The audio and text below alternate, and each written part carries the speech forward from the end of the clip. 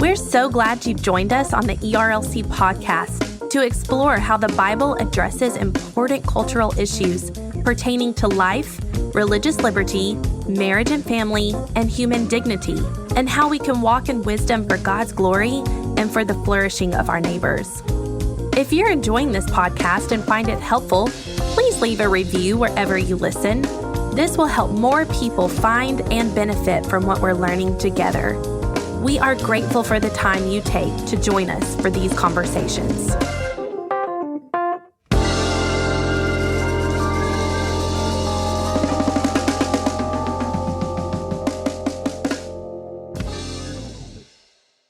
You're listening to the ERLC podcast. Because I got my plosive preventer on. It doesn't prevent plosives for passionate people. Passionate poppers. That's hilarious.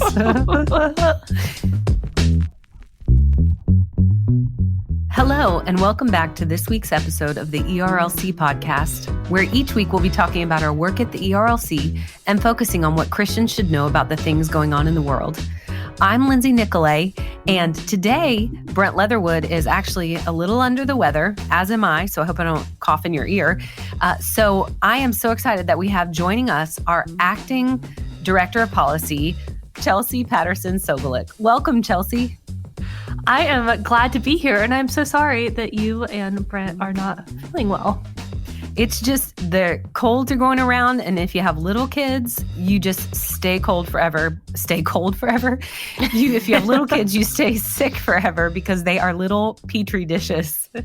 So I'm glad it's not anything more severe for me. And today is going to be a legit Office Ladies episode. Office Ladies. Yes, different than the other Office Ladies, if y'all have, as listeners, have heard about it. But this is a ERLC Office Ladies episode, and we are excited about it. So let's go ahead and get into what we've got going on for the week. And I'm going to start off with the articles that we've been featuring at ERLC.com. First up, we have an interview by Jordan Wootten. It's titled, How the Grace of Jesus Enables Us to Say No to Pornography.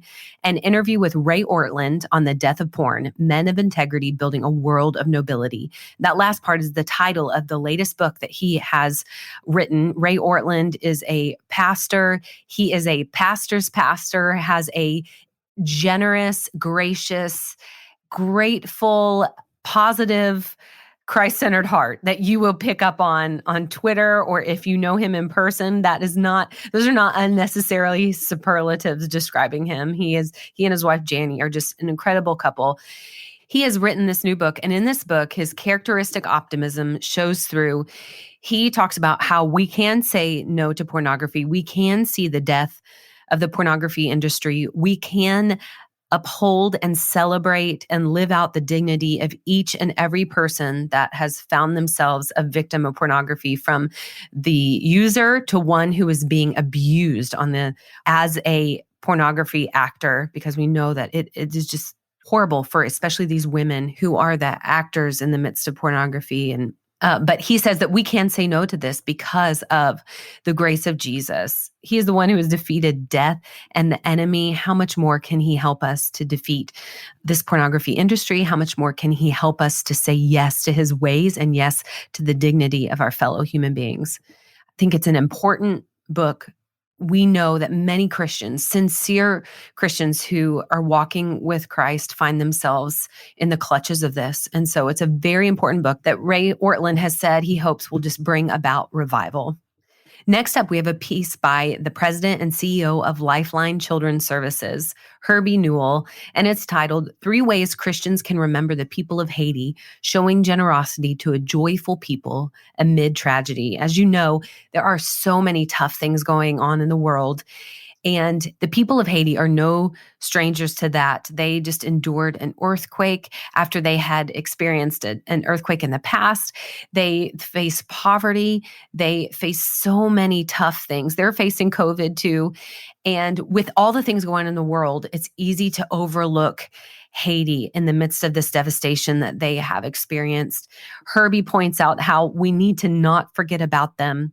And he points out 3 ways that we can be generous to them.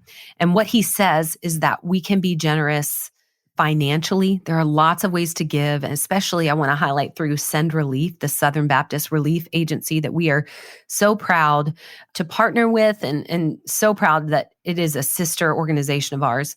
We can be generous emotionally and spiritually. We can pray for them and ask God for his grace and mercy to be shown to them.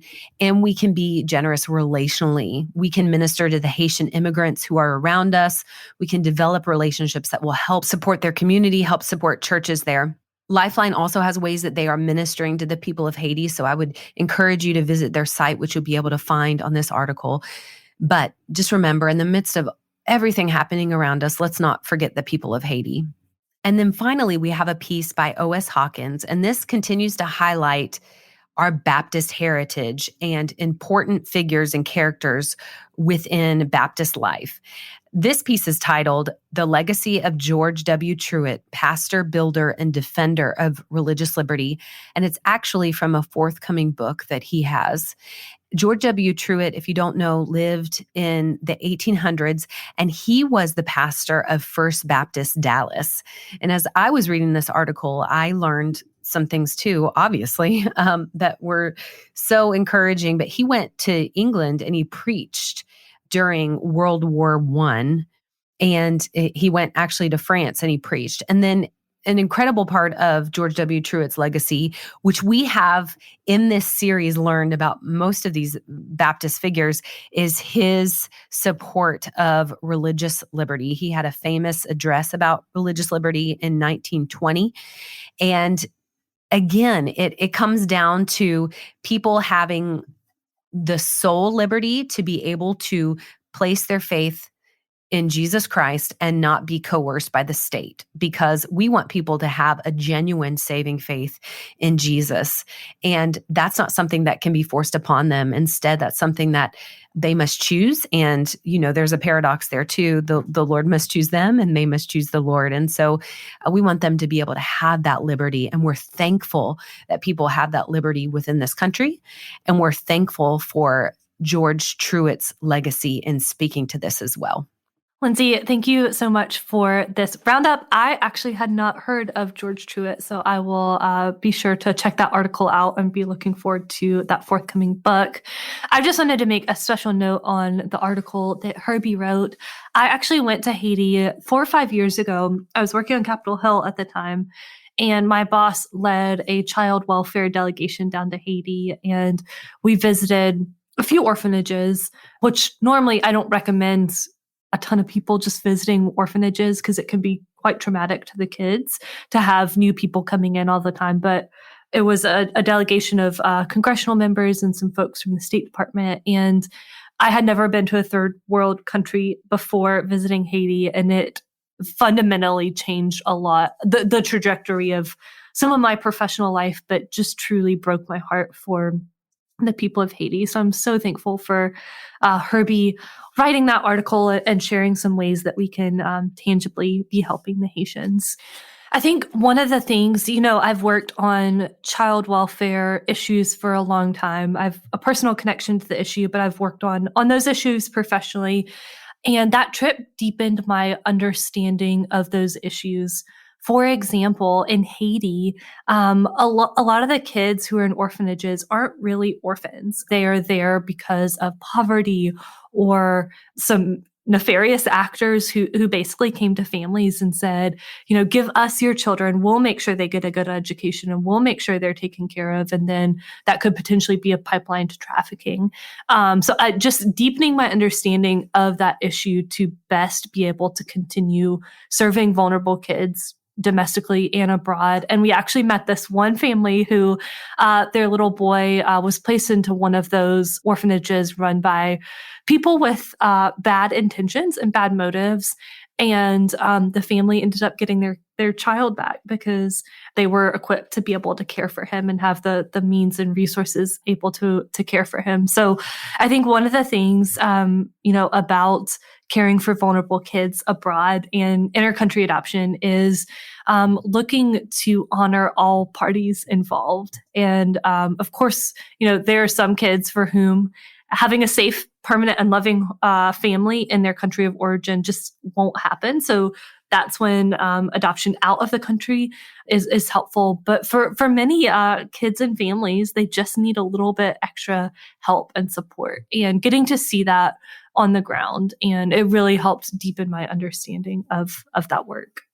Well, Chelsea, I'm so thankful for your experience there because of how it has affected you. I'm thankful for your work with vulnerable children and for vulnerable children. Thankful for the insight that you can provide us and the heart that you have, and that we get to work with you and have you on staff and witness firsthand that work and your heart for that and how it influences others.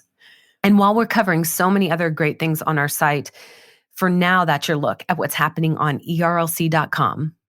Now we want to transition into looking at what's happening in our culture this week. And Chelsea, you're taking the helm for Brent this week. So what's going on in our world? So I want to highlight 3 events that have happened in the past week that we want to make sure our listeners are aware of. There has been a lot of news. It feels like almost hourly there's a big event, but I'm going to highlight Afghanistan, a Texas abortion case that actually kept some of us up to the wee hours of last night. And then finally, we're going to end by talking about Hurricane Ida. But first, with Afghanistan, on August 31st, the last American troops left Afghanistan. President Biden on Tuesday rejected criticism of his decision to end the 20-year-long war in Afghanistan, and he hailed it as a success, the evacuation of Kabul.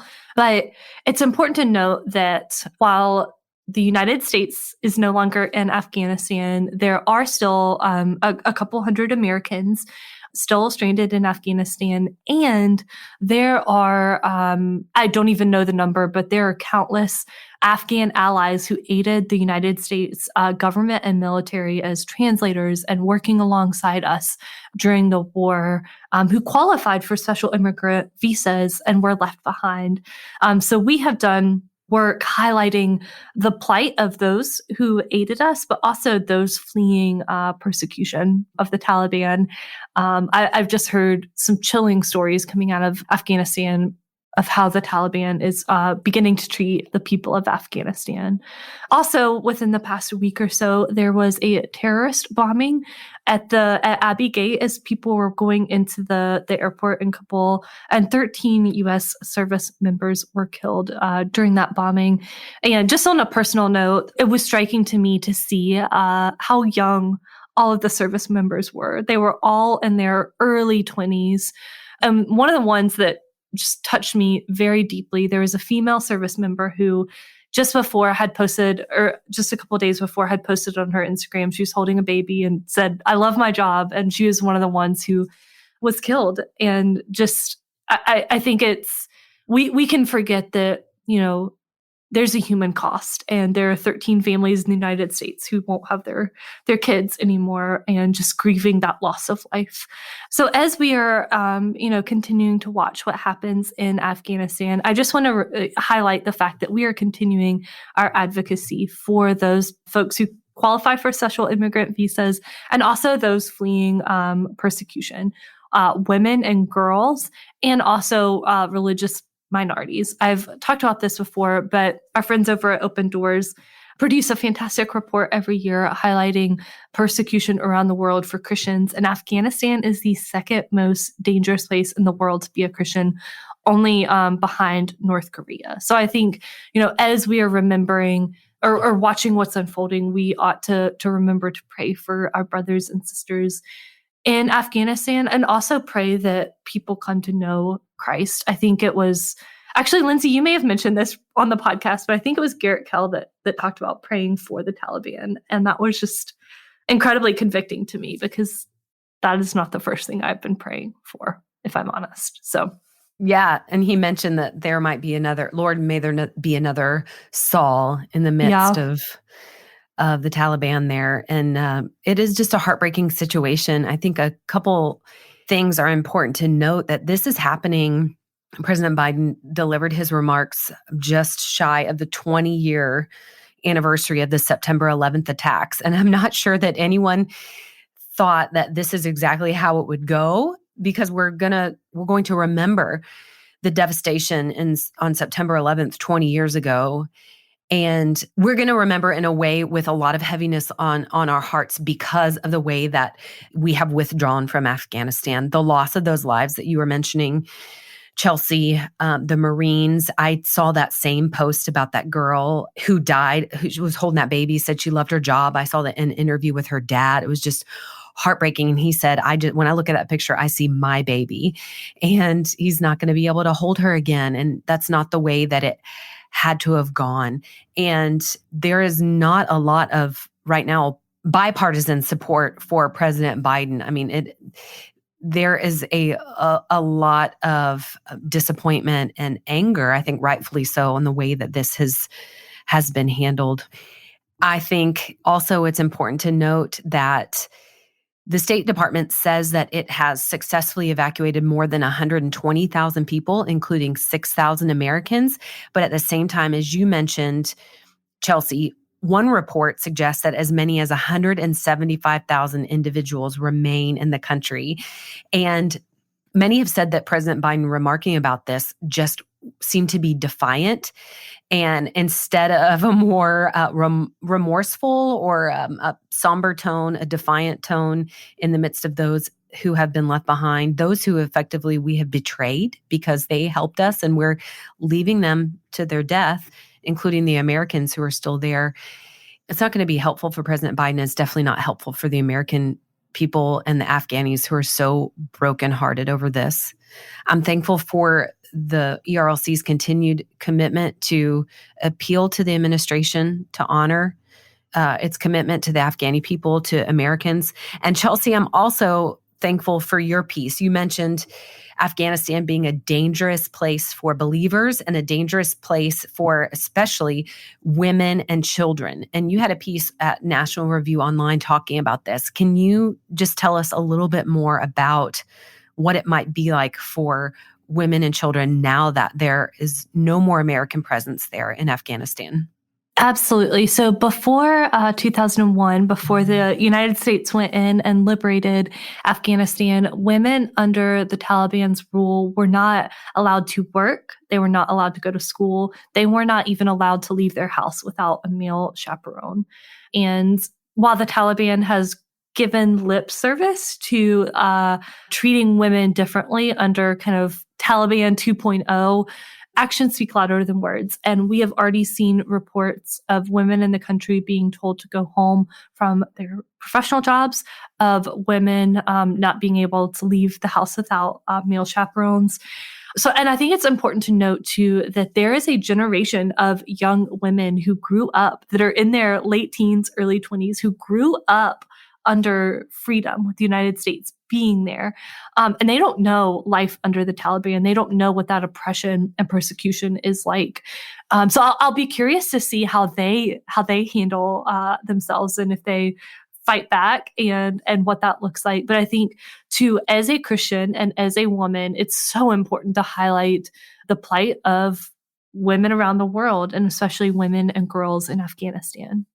And one of the points that you made in your article was about how Jesus defends women and how he upheld the dignity of women. And God in the Old Testament created laws that protected women in their vulnerable state. And so our God is a God who advocates for women, who declares their worth, who respects them. And I'm thankful for that. And I'm thankful for the way as Christians, we can encourage others to uphold the dignity of women. And I'm thankful for the way that you are pointing to those who are vulnerable, who are left behind in Afghanistan. And the other thing is, before we move on, it's just hard to imagine that this is somebody's reality. It feels like a movie, watching a movie, but it does. Yeah. Yeah, that these women and believers and other minorities there in Afghanistan, the terror that they're going to be living under just feels unreal. And I don't know, I don't think it's going to be good news that we're going to be hearing out of Afghanistan here in the future. Lindsay, I think you are exactly right. And just a good reminder for us to pray and serve where we are able to. So transitioning to the great state of Texas, late last night and also the night before, the justices of the Supreme Court denied to intervene to prevent Texas Senate Bill SB 8, otherwise known as the Texas Heartbeat Act, from taking effect. They did not do anything, so the law went into effect on September 1st. But late last night, the justices of the Supreme Court voted 5-4 to officially deny this emergency appeal. So what is this case? What is it about? And why does this matter? So SB 8, or the Texas Heartbeat Bill, prevents abortion from occurring after a fetal heartbeat is detected, which is usually between 5 to 8 weeks. And a flurry of action happened over the past couple weeks and months, and a group of abortion providers sent the Supreme Court an emergency appeal asking them to prevent this law from going into effect. Again, the justices denied to intervene and then officially denied that petition. There have been a number of heartbeat bills introduced around the country. This is the first one that has actually gone into effect because most have gotten caught up in court. The Texas legislature passed this into law as a part of a strategy not only to protect the lives of unborn babies in Texas, but as a kind of a part of a bigger strategy to begin to undercut the Supreme Court's decision in Roe v. Wade and Planned Parenthood versus Casey.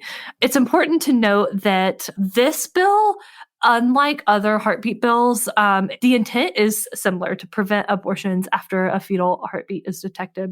However, this particular law takes on a novel legal approach to limiting abortion by tasking enforcement of the measure through private citizens. So essentially, the law allows for private citizens to bring a civil suit against any individual who performs or induces an abortion or knowingly engages in aiding or abetting an abortion. It is also important to note that the pregnant woman who is seeking an abortion would not be penalized. It's only those who are performing or aiding with the abortion, which is extremely important to note. So in talking about this case, I think it's also important to highlight that the Supreme Court has agreed to hear a case entitled Dobbs versus Jackson Women's Health Organization, a Mississippi ban on abortion at 15 weeks. So Mississippi actually asked the court in their appeal to overturn Roe versus Wade and Planned Parenthood versus Casey. So oral arguments for the Supreme Court begin in October, so we will definitely be paying attention to that. And this Supreme Court's actions on the Texas Heartbeat Bill are certainly a very interesting development. So how should Christians think about this? Every committed pro-life Christian wants abortion to be unthinkable and unnecessary. So as these laws are introduced and litigated in the courts, Christians can and should be on the forefront of caring for vulnerable women and their preborn babies. Because this law is in effect in Texas, there will be many, many women who feel very scared and feel very vulnerable. And Christians get to meet those women in that moment and in that moment of crisis and demonstrate the love of God and share the good news of the gospel. Chelsea, thank you for that rundown. This is so confusing to me. I was texting with Brent and I was looking at we have a Slack communication for us at the ERLC, and we have a life channel that talks about all things life. And so people were talking about this. And so I was trying to watch it and I was like, wait, so this means what? So we did another explainer about a Senate Bill 8, but that was from 2017, not 2021. And so those were two different things. And I said, told Brent, then they should be named something different, like SB 8:17, because this is just too confusing. So like you said, Chelsea, it is important that we celebrate any additional baby's life who is saved, a preborn life, unborn life. And it's amazing that their lives will be saved. I think it's important to note on social media, the rhetoric or the words that are being used, the way things are being painted by those on the pro-abortion, pro-choice side who are making this about women's health and women's choice. And we do need to care for the women, like you mentioned, who are going to be scared and vulnerable, who are in dire economic situations and don't know where to turn and feel like they have to choose between an unborn baby's life and their next meal. And we actually have a piece on our site by Alex Ward about that this week. We have to be ready to meet these women and these families. And as Dr. Moore, our former president, Russell Moore, has pointed out before, and others have pointed out, if Roe versus Wade and Planned Parenthood versus Casey are overturned, that doesn't mean that the pro-life work has ended, that we have completely won. That means it's just beginning, because then abortions go back, legislation goes back to the states. So our work is just beginning, because we have to meet these women, these vulnerable women, where they are, and we have to help carry them along so that they will choose life. We have to make abortion, as many have said, an unthinkable decision in their lives. And so this means more work, but it's worthy work because it means lives will be saved. So we celebrate what has happened in Texas. But as you said, we have to remember this doesn't mean the end of Roe versus Wade right now. The Supreme Court justices punted on ruling. They decided not to rule on this. So they did not rule on the merits of Roe versus Wade or Planned Parenthood versus Casey. So we will be watching the upcoming Dobbs case that you mentioned out of Mississippi. But this does maybe give an indicator that as to how they will rule in that Dobbs case. And Chelsea, can you, being one who understands policy, can you explain why that is, why this has been a positive indicator for some on the pro-life side? Absolutely. So the court's decision not to intervene essentially kind of gives us tea leaves to read for how they might respond to the Dobbs case. And of course, we don't know for certain, but the fact that they did not intervene is absolutely good news for pro-lifers and for unborn babies, and does tell us something about how they might respond to Dobbs. Obviously, after we have the oral arguments, that'll definitely tell us a little bit more based off of some of the questions the justices ask and things like that. So the ERLC has filed an amicus brief, a friend of the court brief in that case. And like I said, we will eagerly be tracking that. Well, and as Christians, we can continue to watch this. I think it's important. We continue to pray for these women, for these preborn baby lives. We can celebrate what has happened. And we just continue to watch and wait and pray and advocate. I think another thing that this drives home that Brett and I have been talking about on the podcast, and we've had articles up about this, is the importance of taking every step we can to bring an end to abortion, which means to bring an end to the loss of these innocent lives. So every step is important. And this is an example of why that is. So moving on to our last story, Hurricane Ida came ashore this week with fury. It was downgraded from a hurricane to a tropical depression, but it battered Louisiana as a fierce Category 4 storm Sunday, leaving whole towns flooded along the coast and New Orleans still entirely in the dark. Almost 1 million customers remain without power in Louisiana, and over 14,000 remain without power in Mississippi as of Wednesday morning. There was a curfew that's been going into effect in that part of the world, so the National Guard can patrol the streets and seek to find people who need protection and care, and also prevent people who would go out and loot stores or homes or things like that and take advantage of this tragedy.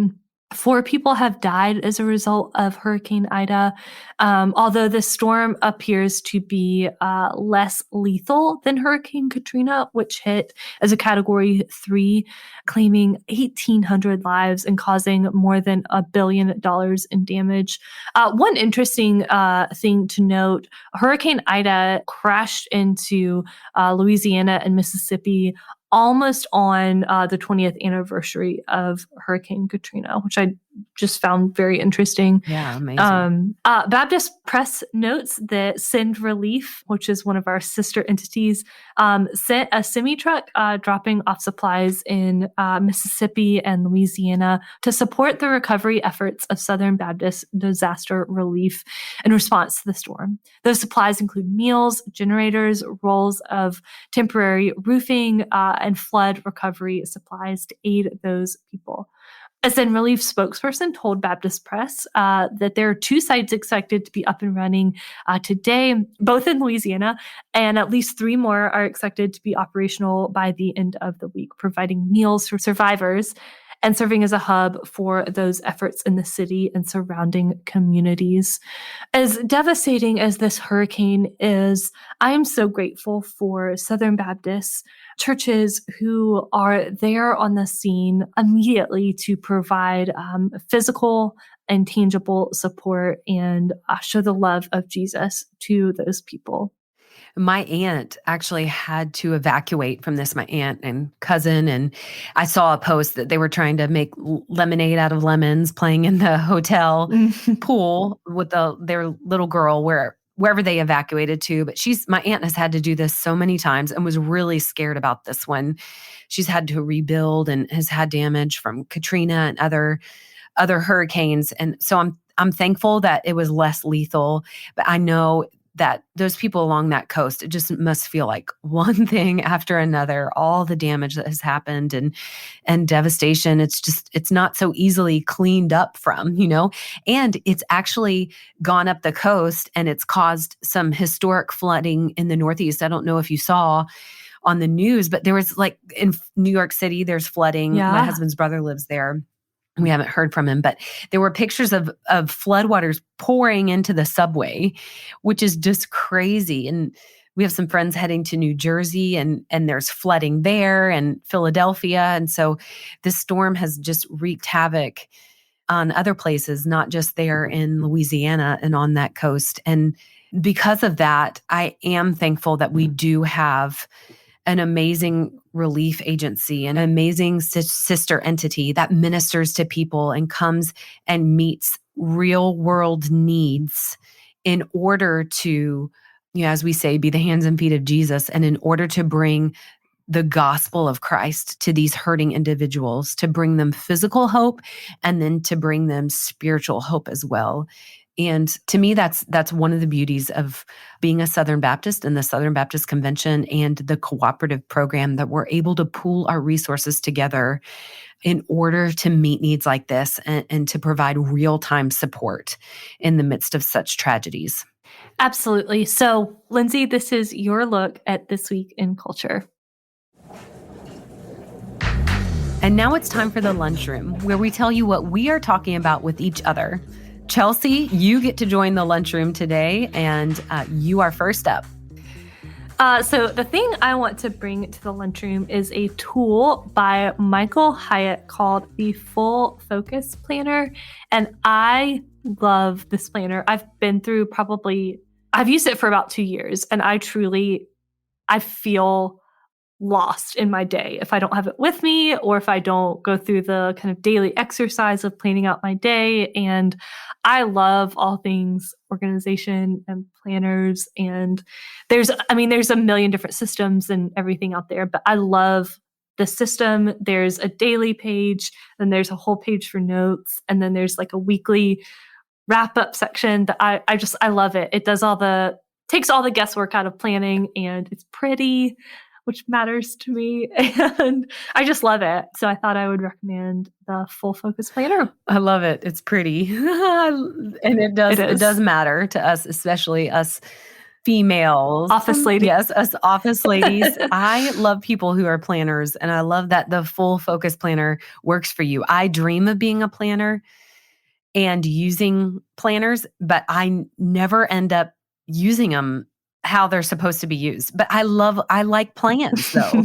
So I'm definitely type A. I like plans. I don't know why I can't get it together when it comes to planners, but Anyway, it's just interesting. You should give this one a try. I should try it. I should definitely try it. My planner is actually oftentimes my Google Calendar and my tabs open on my computer. I have so many tabs open. I've got recipes, I've got documents, I've got articles I want to read. So that's my functional planner. And it's not so pretty. Well, what I wanted to bring to the lunchroom is funny and gross all at the same time. So it's a I know where you're going with this. It's a tweet that I saw and I posted it in Slack and the humor channel. But I was like, I don't even know if this is funny because it's gross. So Justin Taylor out of Crossway tweeted the commentary that went along with this tweet, and then I'll describe the picture, says this: some men see things as they are and ask why. I dream things that never were and ask why not. I'm assuming that's a quote from something that I don't know at this moment, but it's the picture of the back of this man's head. This man is balding, so he has his head shaved, and in the back of his head, he has this mole. This sounds so gross. I can't believe I'm talking about it, but I would definitely talk about this at the lunchroom table. He has a mole there. So I guess instead of getting that mole removed, he just decided to get a tattoo, that iconic Michael Jordan tattoo, that shows him dunking, like he's jumping up in the air and about to dunk. So he's got the Michael Jordan tattoo so that it connects to that mole, and that mole is the ball that Michael Jordan is holding on to and it's going so for a gross. dunk with. It's disgusting. This is terrible. This is just stereotyping. I'm like, this man cannot be married because surely his wife would be like, or he doesn't have a girlfriend, because surely his wife would be like, please do not do that. Don't do just that. get rid of that. That is a terrible idea. I know that's what I would tell my husband. But at the same time, I wish I was just crazy enough and didn't care what people thought that I would do something like that. I think it'd be so interesting to be a tattoo artist and just see the crazy things people ask for. It's just like that. It's just the stories they I'm must sure have. that they have amazing stories. I am too, proper is not the right word, but I don't want something to stick with me that long in case I change my mind. So I don't have a tattoo. But I like to think if I was going to get a tattoo, it might be something that creative. Chelsea, as listeners can't see, but she was holding up her arm to show us. She's got herself one. She's got herself a tat. 2 tats. She held up a 2. There we go. Yes. I love it. I love it. So there you go. I hopefully you're not listening to the description of that while you're eating at your actual lunch table, because it might gross you out. And that's a great way to wrap this podcast up. Just a reminder, you can find links to all of the things we talked about today in the show notes, though you might not want a link to see the picture of that Michael Jordan tattoo. And if you like the podcast, please consider helping us spread the word by sharing this episode on social media or going into your favorite podcast app and leaving us a rating and review. And as always, we'll be back next week with more content.